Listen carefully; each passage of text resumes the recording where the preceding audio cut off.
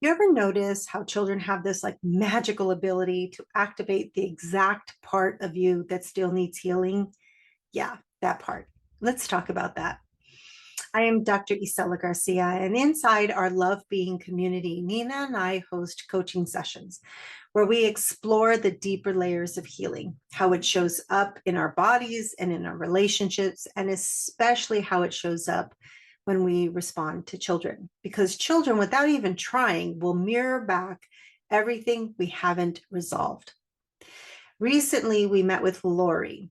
She's part of our community, and she shared that she was feeling triggered by her grandchildren. She was feeling annoyed, she was feeling activated. And as she shared, I noticed that her responses were slipping into something many of us have been taught without even realizing it, which is withholding love. This is a strategy that is deeply entrenched into our culture. It shows up in parenting, it shows up in schools, it shows up anywhere that adults feel overwhelmed or unsure how to respond. I think simply because it's something they have experienced as children as well. See, I approached Lori's situation through the lens I always come back to. Children are divine beings. See, they arrive into this earthly experience with a deeper wisdom. And I think the challenge is that they arrive with infant brains, right?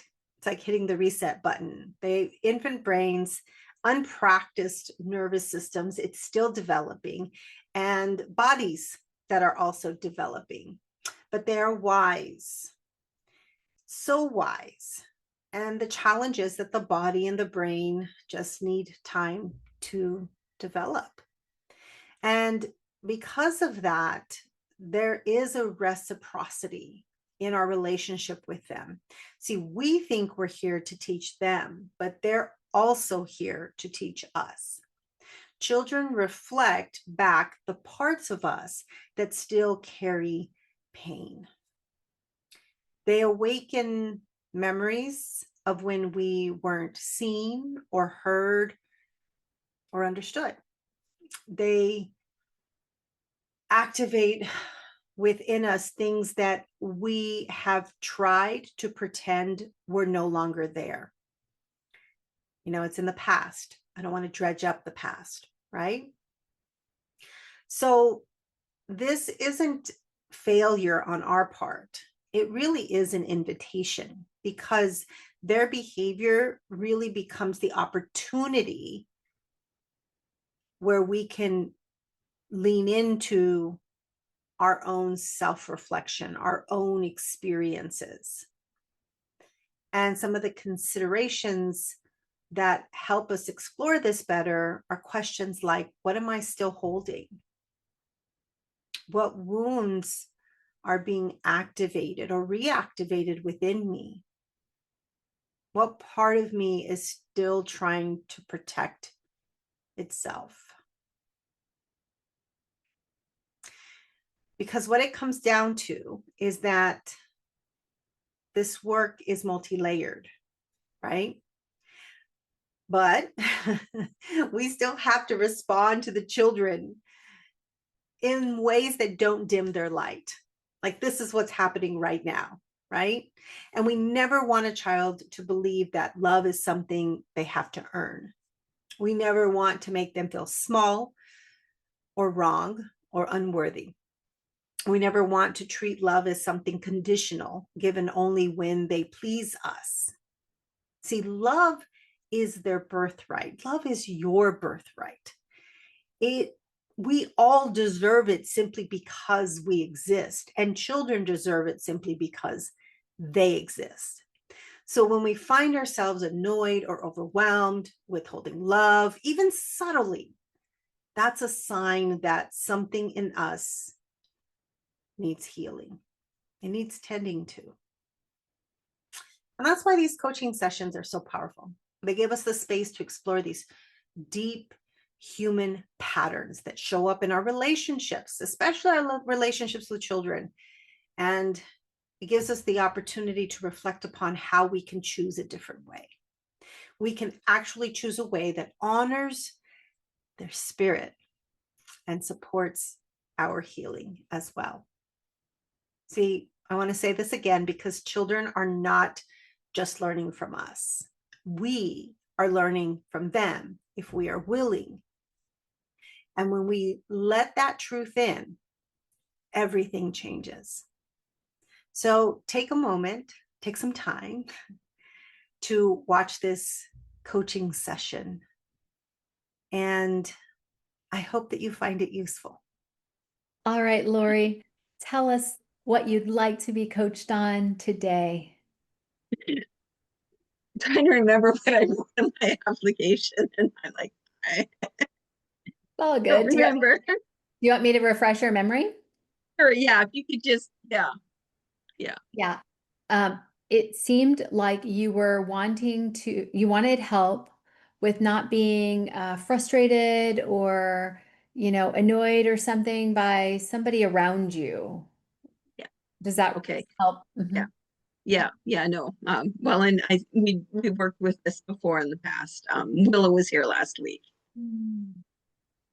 who is my 4-year-old granddaughter, and she triggers me very much. And today I actually realized that her brother James used to trigger me when he was that age, and he's been here this week, and I've been fine with him being here. He hasn't triggered me at all, which was really interesting. That so I'm thinking it's got to be something around that 4, 5, 6 year old age that is causing the triggers. And what she had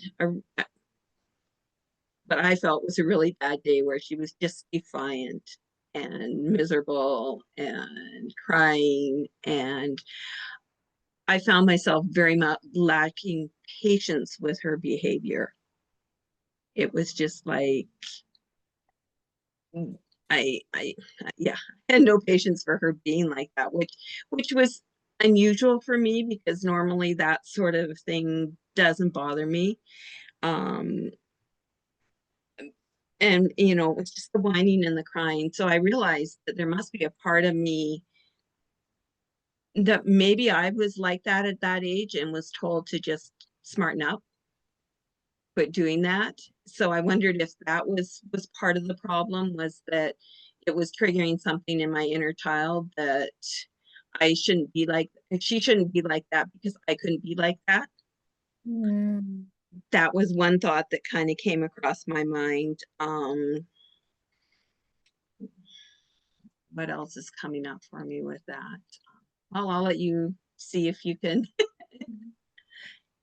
I'm wondering if you have located the source of I couldn't act like Yeah, that. And I think you named it defiant. Yeah. yeah, Um, yeah. so let's say it was that. Let's go with your knowing, your intuition. Okay. How did you want her to be? Instead of defiant, what should she be doing? She shouldn't be whining and crying. She should just be doing as I ask in a happy, calm, normal way. And if she was, then she would be what? She'd be a good girl. She'd be easy to manage. Yeah, she'd be a good girl. Yeah, she'd be more lovable. That was the next thought that kind of came in my mind, is that she would be more lovable if she was like that. Yeah, and that makes so much sense because you had to be in line, a good girl. Yeah. Yeah. Yeah. So when you got triggered, how do you walk yourself through it?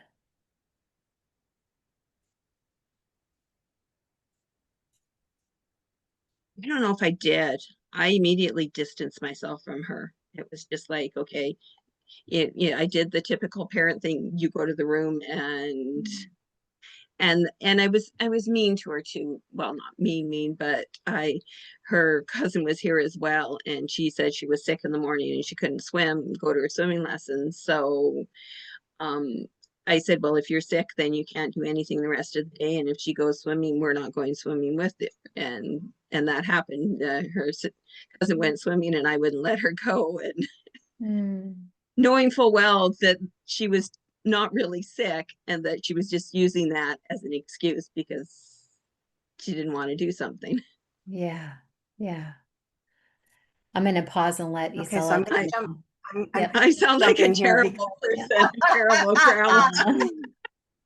Yeah. so you know that my entire professional career has been understanding children's behavior, like, Yeah. and from a trauma informed lens. So I am going to come from an educator perspective first, and then we're going to delve a little bit deeper, because most of us as parents and grandparents were never given any kind of support in understanding what's happening with children's behavior, and why they do the things that they do. And so what happens is, we hope to get better, right? Generation after generation, we hope to do better than what was done to us, but we still don't have a deep awareness of what's happening at the level of the brain and the nervous system. So young children, and this is under the age of 8, they're developing an awareness of how to be in the world. They don't yet have any way to regulate their emotions, their big emotions, and to understand cause and effect. They're still developing that awareness, but we hold them accountable and expectations of behavior before that they actually are able to. And the thing about 3, 4, and 5-year-olds and younger, but I'm going to speak specifically in that window because I think that's the window that you find most irritating. So what's happening isn't defiance. All behavior is a form of communication. Okay. So all behavior is a form of communication, and it's also an indication of an unmet need. So when a child is defiant, or the way that we would say, they say no, they might yell back, they might be whiny, they might be crying, they might throw something, refuse to do what's being asked of them. That is a way that they're actually communicating an unmet need. And an unmet need sometimes is 99% of the time is a need for connection. It's a need for love and acceptance and clear boundaries and expectations. But what we do when we get triggered, and I'm going to go deeper into you in just a minute, but what we do when we get triggered, we use an old strategy that oftentimes we either use as parents or was used on us. And when we send children away as a form of punishment, what we're actually doing is withholding love. We're withholding love because you did not please me. And my expectation of you is to be a good little girl. And if you're a good little girl, this is how you're going to get love, attention, and affection. And you're going to be more likable if you're a good little girl, right? And But intuitively, I knew that. yeah. And so what happens is that the when we push children away, they are alone to deal with what they cannot process yet. They don't know how to make connections to what it is they're truly feeling and how they're behaving. They're not developmentally ready for that. And so what we do is called co-regulation, where we help children process that. But when you're activated, it's like that part within you that's annoyed by that behavior is the part that steps forward and reacts to the situation. And almost every single time, it has nothing to do with the child's actual behavior, but it has to do with the messages that we receive. So I think you were just spot on when you were like, what within me, right? What within me might be activated and triggered. So I want you to kind of think about this withholding of love. Because when I tapped into you and your granddaughter, and then your grandson as well, it made me wonder how love was used as a way to punish you or to get you to do what you were asked of. Do you recall any times when love was withheld? And that could be like, you don't get to, so you don't get to go places, you don't get to play certain games, you don't get to be with the other kids, you don't, yeah, or there's a distance between you and the people who care for you. So that could be parents, grandparents, siblings, whatever. Do you recall how that was used in your life? Oh, yeah, definitely. Yeah. I remember, you couldn't go out and play until you did your chores. Was a big one that I remember. And being told to go to my room if I was not behaving well. I know that I remember that happening as well. Yeah. Mhm. And so one of the things when we're helping and supporting and being with a child is to own what's coming up for ourselves. And one of the ways that I, in my work and what I've done is I will kind of just put a pause in between reacting and responding, because my reaction is to go, you go to your room, or you do this, or you better be blah, blah, blah, right? I want to Mm-hmm. pause and go, what within me is annoyed right now? What's the story I'm telling myself? And then to recognize that this child in front of you doesn't know how to be in the world just yet. Mm-hmm. And so our ideas of manipulation or that they're doing things for attention, they're actually doing them for connection. Yeah. And I know she was missing her mom, I'm sure. In fact, I know that because she had a video call with her mom that night, and everything seemed to resolve itself. Mm. So yeah. So the question then becomes, because I think that this is the exploration of your relationship with her. Yes. The question then becomes, how do you regulate your own inner workings and your feelings while at the same time seeing through the lens of love, seeing her as a 4-year-old child who is still figuring out how to regulate her own emotions, because she actually can't do that just yet. We tell stories in our minds about what kids can do. They can't do that on their own. Our need to, or our, I don't know if it's a need, but this inclination to withhold love and to take away the, connection, opportunities, experiences. Because why we do that is because we want to punish. Yeah. And when we punish someone for something that they can't do just yet,